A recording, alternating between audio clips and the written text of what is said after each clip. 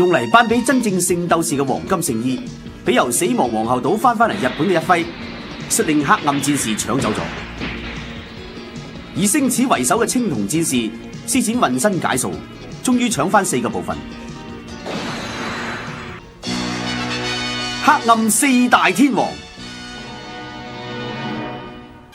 大家好，我係哲古斯。今日要介紹嘅新品呢，就係呢隻工匠堂聖鬥士星矢黑暗4大天王嘅暗黑冰河啦。咁一樣啦，我今日亦都係同大家一齊開袋睇下呢隻暗黑冰河。咁啊，睇下頭卡先啦，一樣有工匠堂嘅 logo 啦，聖鬥士星矢。咁今次呢，頭卡背面呢就有隻暗黑冰河，亦都有張暗黑冰河嘅背面卡。咁依家就嚟爆袋啦。咁一樣啦，我保留頭卡，咁啊都係除咗呢啲釘佢先啦。好啦，爆咗袋之後呢，咁啊一樣啦，睇下頭卡先啦。工匠堂聖鬥士星矢，背面有呢個暗黑冰河。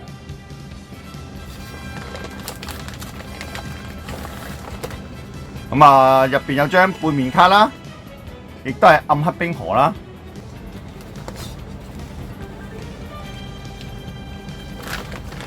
咁同冰河一樣，係有呢個吸索嘅。咁我哋啊嚟睇下呢隻冰河啦。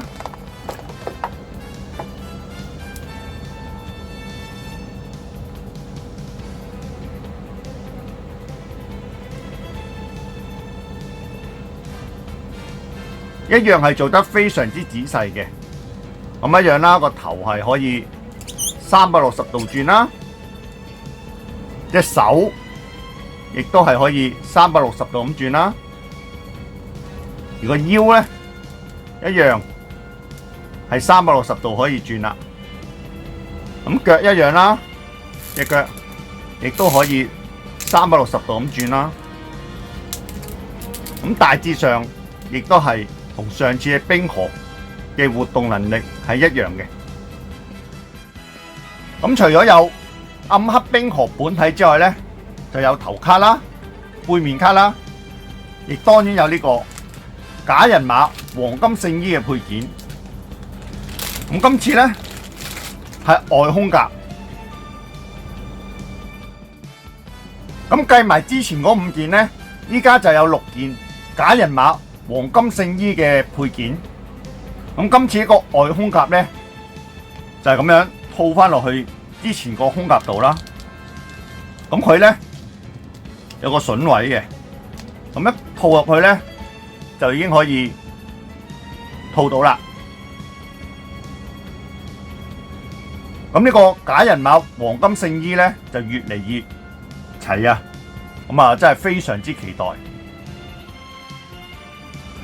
咁今次呢隻暗黑冰河同上次呢隻冰河呢，其實分別呢係唔大嘅。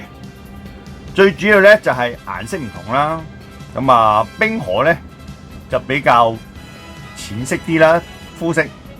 咁啊，呢隻暗黑冰河膚色呢就比較深嘅。咁啊，頭髮又唔同啦，隻眼呢都係有啲出入嘅。咁啊，非常之仔細做得。黑暗4大天王依家已經集齊咗3隻啦，真係好期待下一隻暗黑阿信。